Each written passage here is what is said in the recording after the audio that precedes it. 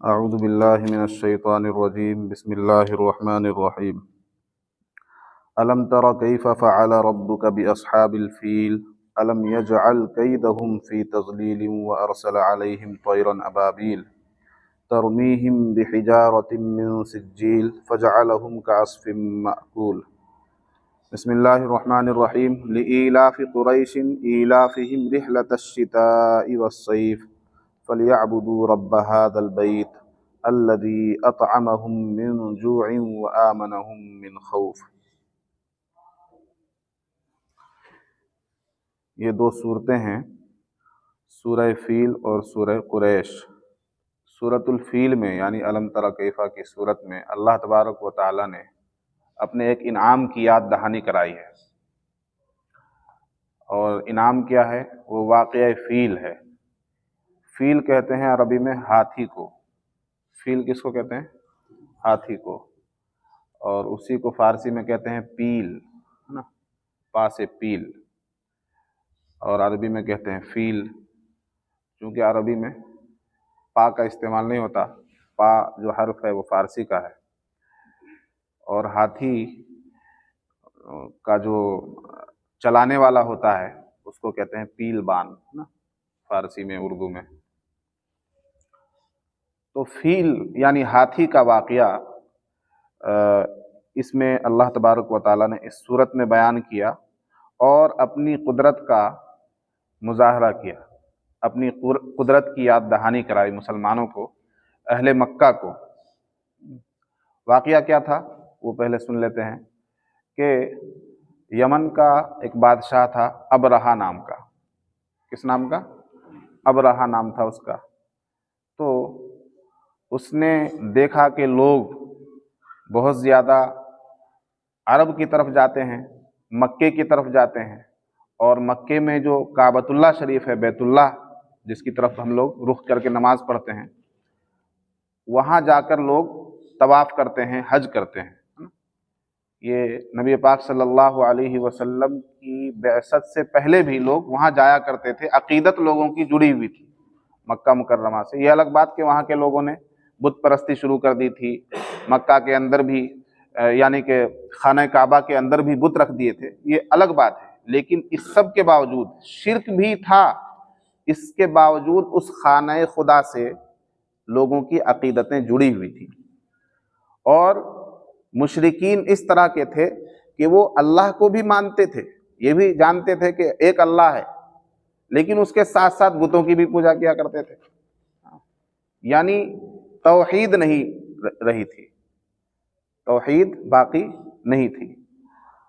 ایک اللہ کو تو مانتے تھے، کہتے تھے کہ یہ جتنے بت ہیں ان سب کا بنانے والا پھر ایک خدا ہے، یہ ان کا بھی یقین تھا، لیکن بتوں کی بھی پوجا کرتے تھے، یعنی اللہ کے ساتھ شرک ہو رہا تھا۔ تو خانہ کعبہ سے یعنی بیت اللہ شریف سے لوگوں کی عقیدتیں جڑی ہوئی تھی اس وقت بھی۔ تو ابرہہ بادشاہ نے دیکھا کہ لوگ تو زیادہ وہاں جاتے ہیں حج کرنے کے لیے، طواف کرنے کے لیے، زیارت کرنے کے لیے، تو اس نے ایک بہت بڑا عبادت خانہ تیار کیا اپنے یہاں، ہے نا، جس کو گرجا گھر کہہ لیجئے، کنیسہ کہہ لیجئے، کیونکہ وہ عیسائی تھا، نصرانی تھا۔ اور اس وقت تک نصرانیت کا، جس وقت کا یہ واقعہ ہے ابرہہ کا، اس وقت تک نصرانیت اپنی اصلی صورت میں باقی نہیں تھی، یعنی عیسائیت، حضرت عیسیٰ علیہ السلام کی شریعت اپنی اصلی حالت میں موجود نہیں تھی۔ انہوں نے عیسائیت کو یعنی حضرت عیسیٰ علیہ السلام کی شریعت کو، ان کی کتاب کو پوری طرح سے بدل دیا تھا۔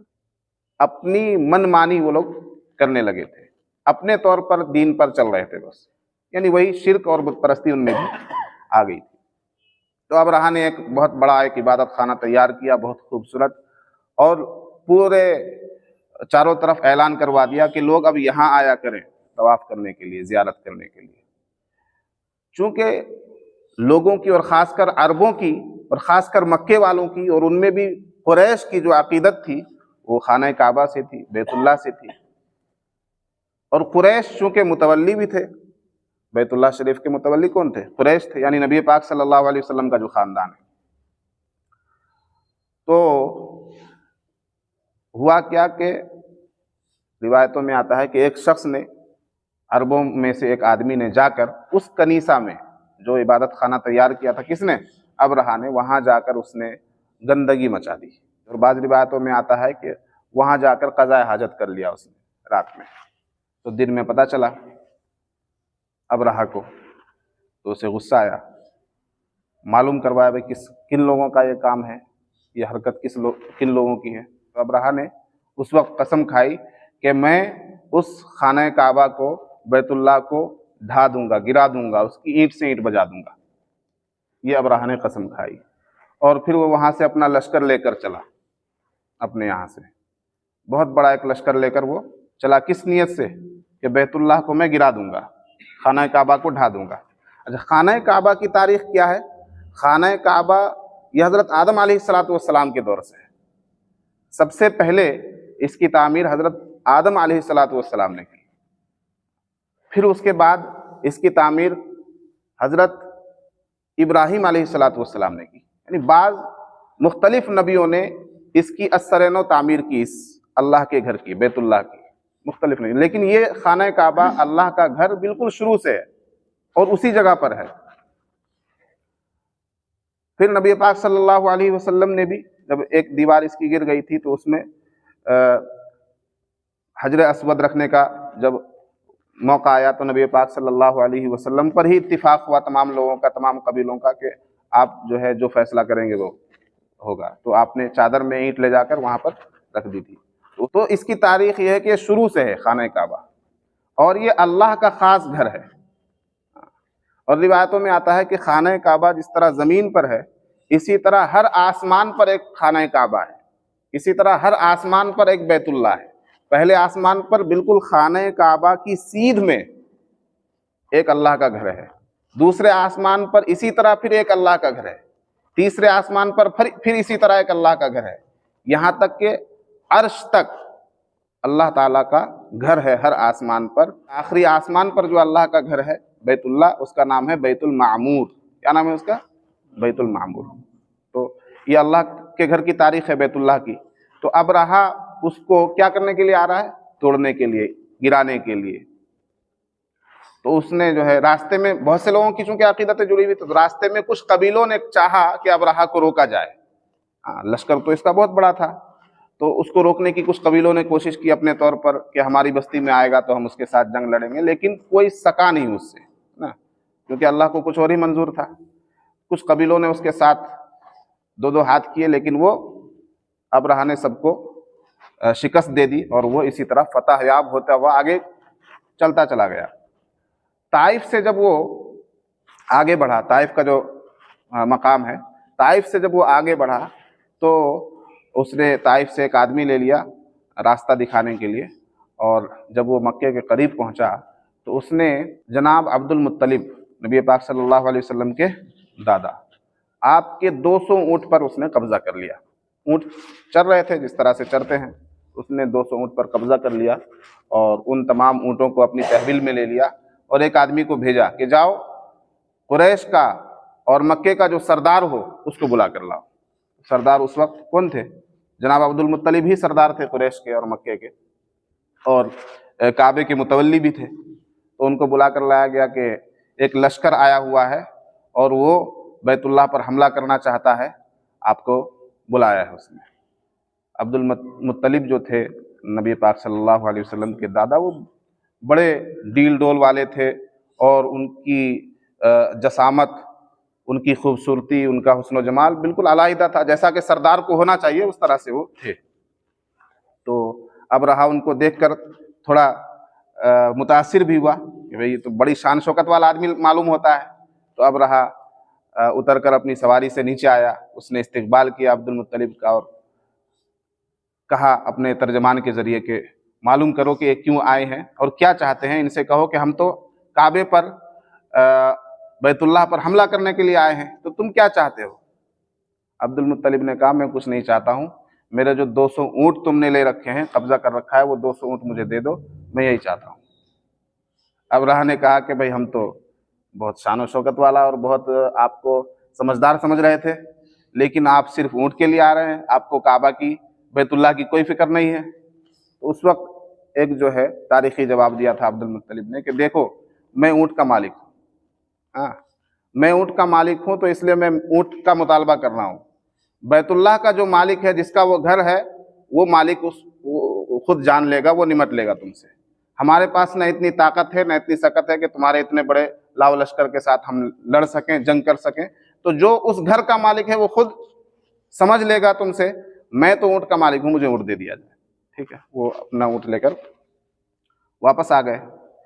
پھر ابرہا نے جو ہے حملہ شروع کیا. حملہ کیسے شروع کیا؟ ہاتھیوں کو آگے بڑھایا. اس کا ارادہ یہ تھا, کچھ ہاتھی لے کر آیا تھا وہ, جن میں ایک سب سے بڑا ہاتھی جو تھا اس کا نام محمود تھا.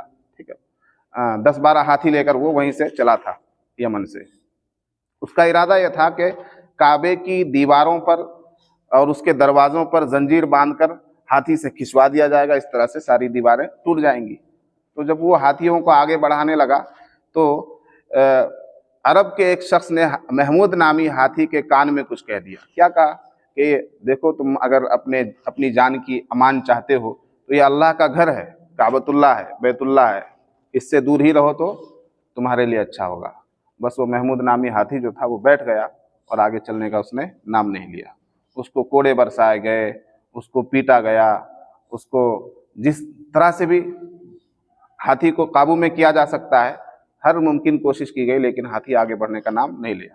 پھر آزمایا گیا کہ چلو اس کو دوسری طرف لے کے چلتے ہیں. تو دوسری طرف جانے کے لیے تیار ہے, اس طرف بھی جانے کے لیے تیار ہے, مشرق کی طرف بھی جانے کے لیے تیار ہے, یمن کی طرف بھی جا رہا ہے, شام کی طرف بھی جا رہا ہے, لیکن بیت اللہ کی طرف نہیں جا رہا ہے. تو وہ حملے کی الگ الگ تدبیریں وہ لگا ہی رہے تھے ابھی کہ کس طرح سے کعبے کو ڈھایا جائے, کس طرح سے گرایا جائے. ابھی یہ تدبیریں لگا ہی رہے تھے, لیکن اللہ کی تدبیر تو سب سے الگ ہوتی ہے. اللہ تعالیٰ نے سمندر کی طرف سے چڑیوں کی ایک فوج بھیج دی. کس کی؟ چڑیوں کی. بہت بڑی فوج نہیں کہ مطلب کوئی آسمان سے بہت بڑا لشکر جسم و جثے والا, ایسا نہیں, چڑیوں کی.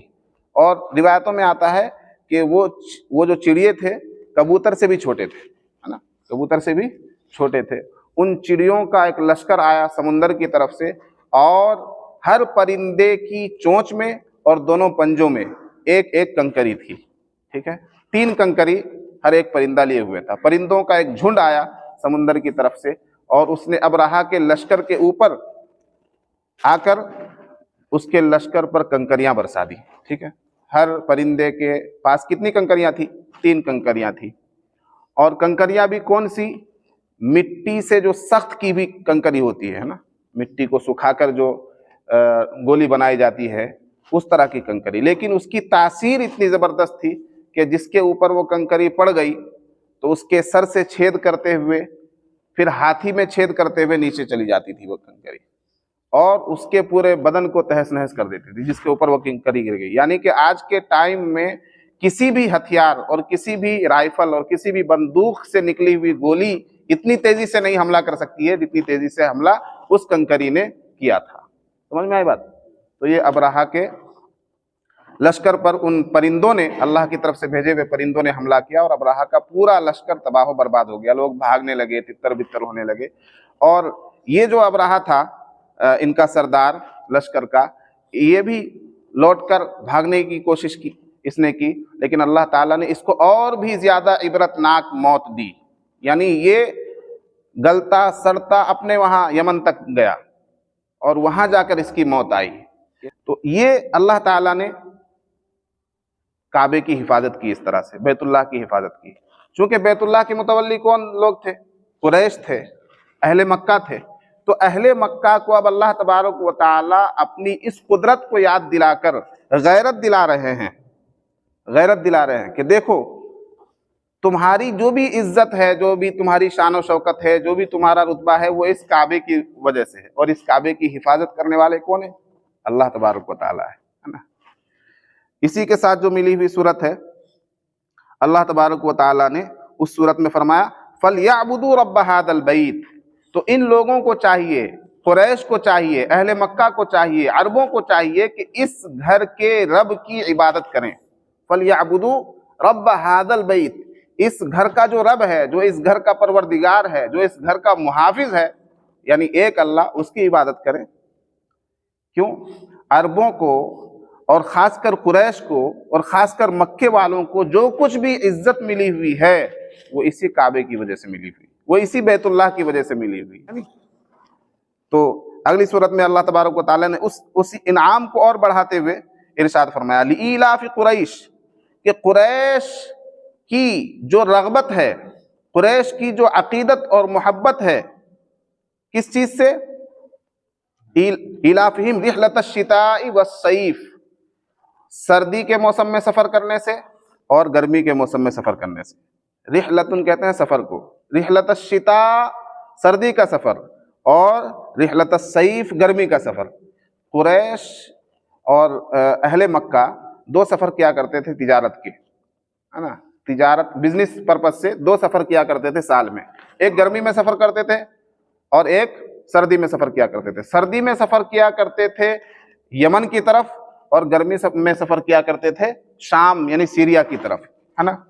تو ان لوگوں کا جو اکرام ہوتا تھا اللہ تعالیٰ اس کو بتا رہے ہیں، ان لوگوں کا اکرام ہوتا تھا کہ بھئی کہاں سے آئے ہیں؟ مکے سے آئے ہیں، تو ان کی آؤ بھگت، کھلانا پلانا، پانی، جس طرح سے ہمارے یہاں کوئی آ جائے بہت بڑی جگہ سے، مسجد نبوی کے امام صاحب آئے ہوئے تھے تو کتنا اکرام ہوتا ہے ان کا، کوئی بڑے عالم آ جاتے ہیں تو کتنا اکرام ہوتا ہے۔ تو اہل مکہ کو صرف اس وجہ سے کہ یہ مکہ کے ہیں، بیت اللہ کے قریب کے ہیں، تو یہ سال میں دو سفر کرتے تھے تجارت کے۔ مقصد کیا ہے؟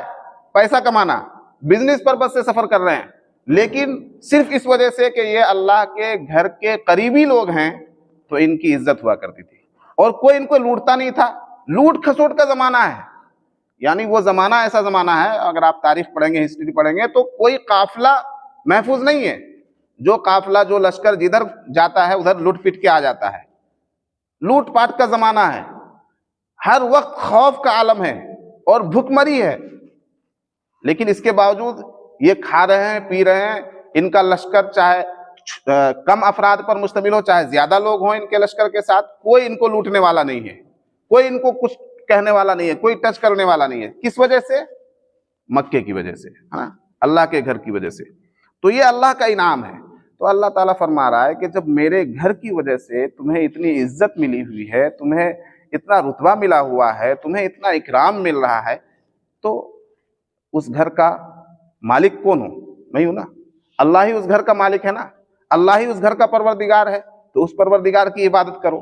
فَلْيَعْبُدُوا رَبَّ هَذَا الْبَيْتِ، تو اس گھر کے رب کی عبادت کریں، انہیں چاہیے کہ وہ اس گھر کے رب کی ہی عبادت کریں، ٹھیک ہے۔ اور وہ کون ہے؟ الَّذِي أَطْعَمَهُم مِّن جُوعٍ وَآمَنَهُم مِّن خَوْفٍ، جس نے انہیں کھلایا بھوک کی حالت میں۔ الَّذِي أَطْعَمَهُم، وہ رب کون ہے؟ بیت اللہ کا پروردگار، خانہ کعبہ کا پروردگار کون ہے؟ جس نے انہیں بھوک کی حالت میں کھلایا اور خوف کے عالم میں انہیں امان بخشی، ڈر کی حالت میں انہیں امن و امان سے رکھا، کہ ڈر کا ماحول ہے لیکن وہ نڈر ہو کر گھوم رہے ہیں پوری دنیا میں، ہے کہ نہیں؟ تو یہ انعام و اکرام عربوں کے ساتھ، قریش کے ساتھ اللہ تعالیٰ کا ہے۔ تو اللہ تعالیٰ اسی انعام و اکرام کو یاد دلا کر کہہ رہے ہیں کہ پھر ایک رب کی عبادت کرو، ٹھیک ہے۔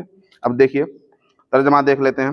الم تر کیف فعل ربک باصحاب الفیل، کیا آپ کو خبر نہیں، کیا آپ نے نہیں دیکھا کہ آپ کے رب نے اصحاب فیل، ہاتھی والوں کے ساتھ کیا معاملہ کیا، ہاتھی والوں کا کیا حال کیا۔ الم یجعل کیدہم فی تضلیل، کیا ان کے مکر کو، ان کی چال کو ضائع نہیں کر دیا، مٹی میں نہیں ملا دیا، ہے نا۔ وارسل علیہم طیرا ابابیل، ان کے اوپر پرندوں کا جھنڈ بھیج دیا۔ وارسل علیہم، اور بھیج دیا، علیہم ان کے اوپر، یعنی ابرہا کے لشکر کے اوپر، طیرا ابابیل پرندوں کا جھنڈ، پرندوں کی فوج۔ وہ پرندے کیا کر رہے تھے؟ ترمیہم بحجارۃ من سجیل، وہ مٹی سے بنی ہوئی سخت کنکریاں ان پر پھینک رہے تھے، ترمیہم پھینک رہے تھے، بحجارۃ کنکریاں، من سجیل مٹی سے بنی ہوئی، ہے نا، مٹی کو سکھا کر سخت کر کے جو کنکریاں بنائی جاتی ہیں، وہ کنکریاں وہ پرندے ابرہا کے لشکر پر پھینک رہے تھے۔ فجعلہم، اور اس پھینکنے کا اثر کیا ہوا؟ کوئی سوچے گا نا کہ کنکری پرندہ پھینک رہا ہے تو کیا اثر ہوگا اس کا؟ فرمایا فجعلہم کعصف مأکول، تو کر دیا ان لوگوں کو کعصف مأکول کھائے ہوئے بھس کی طرح. جانور جیسے بھوسا کھاتا ہے نا، جانور بھوسا کھاتا ہے اور بھوسا کھا کر جو بھوسے کی حالت ہو جاتی ہے، جانور کا کھایا ہوا بھوسا اگر منہ سے نکالا جائے تو اس کی کیا حالت ہوگی، تو اس طرح سے کھائے ہوئے بھس کی طرح ان کی حالت ہو گئی تھی ابرہہ کے لشکر کی، یعنی حلوہ بنا دیا تھا ان کا. سمجھ میں آئی بات؟ تو فجعلہم پھر کر دیا ان کو کعصف مأکول کھائے ہوئے بھس کی طرح. لإلاف قریش، قریش کی محبت کی وجہ سے یا قریش کی انسیت کی وجہ سے، قریش کے مانوس ہونے کی وجہ سے. قریش کس چیز سے مانوس تھے؟ ایلافہم رحلۃ الشتاء والصیف، سردی کے سفر سے مانوس تھے وہ قریش. سردی کے سفر سے ان کی رغبت تھی اور گرمی کے سفر سے ان کی رغبت تھی، ہے نا. دو سفر سے وہ بہت مانوس تھے، یعنی دو سفر ان کے لیے بالکل عید کی مانند ہو، ہے نا. عید کی طرح یہ دونوں سفر ہوا کرتے تھے، گرمی کے اور سردی کے، کیونکہ تجارتی سفر ہوتا تھا. تو فَلْيَعْبُدُوا رَبَّ هَذَا الْبَيْتِ، تو انہیں چاہیے کہ وہ صرف اس گھر کے رب کی عبادت کریں. فَلْيَعْبُدُوا، تو چاہیے کہ وہ عبادت کریں رَبَّ هَذَا الْبَيْتِ، اس گھر کے رب کی. الذی، کون رب ہے وہ؟ الذی اطعمہم من جوع، جس نے انہیں کھلایا بھوک کی حالت میں. وآمنہم من خوف، اور انہیں امن بخشا، انہیں سکون عطا کیا، انہیں خوف سے امان بخشا. خوف سے امان بخشا کہ وہ خوف کے عالم میں بھی، خوف کے موسم میں بھی بے خوف و خطر گھوم رہے ہیں. موجودہ دور سے اگر ان صورتوں کی مطابقت کی جائے تو آج بھی اللہ تعالیٰ نے عربوں کو جو نعمتیں بخش رکھی ہیں، چاہے وہ تیل کی نعمت ہو، چاہے وہ ہر طرح کی آرائش اور آسائش کے سامان ہو، آج عربوں کے پاس، اور خاص کر مکہ مدینے میں، دنیا کا کوئی ایسا پھل جو ابھی پیدا ہوا ہو وہ وہاں پر پہنچ جاتا ہے. دنیا کی ساری نعمتیں وہاں پر مہیا ہیں، ہے نا. اور خزانوں کا انبار ہے. تیل کی شکل میں جو اللہ تعالیٰ نے انہیں خزانہ عطا کیا ہے، تو یہ اللہ تبارک و تعالیٰ کا انعام و اکرام جو عربوں کے ساتھ ہے، وہ صرف مکہ معظمہ کی وجہ سے ہے، بیت اللہ کی وجہ سے ہے، اور خانہ کعبہ کی وجہ سے ہے. اور خانہ کعبہ کی وہ لوگ خدمت کرتے بھی ہیں. لیکن آج عرب میں جو تبدیلیاں آ رہی ہیں، جو مغرب کا اثر آ رہا ہے، جو امریکہ کا اثر آ رہا ہے، تو اللہ تبارک و تعالیٰ کسی کا محتاج نہیں ہے نا. جس طرح اللہ تبارک و تعالیٰ نے پہلے اپنے گھر کی حفاظت کی ہے، اگر آج بھی بیت اللہ کی حفاظت کرنے والے یہ بادشاہ لوگ، یہ عرب لوگ، یہ قریش تو نہیں ہیں. قریش متولی ہوا کرتے تھے پہلے، لیکن ابھی جو بیت اللہ اور مسجد نبوی، یہ دو اہم جگہ ہیں نا، بیت اللہ اور مسجد نبوی، خانہ کعبہ اور مسجد نبوی، تو ان دونوں کے لیے ایک الگ محکمہ ہے نا.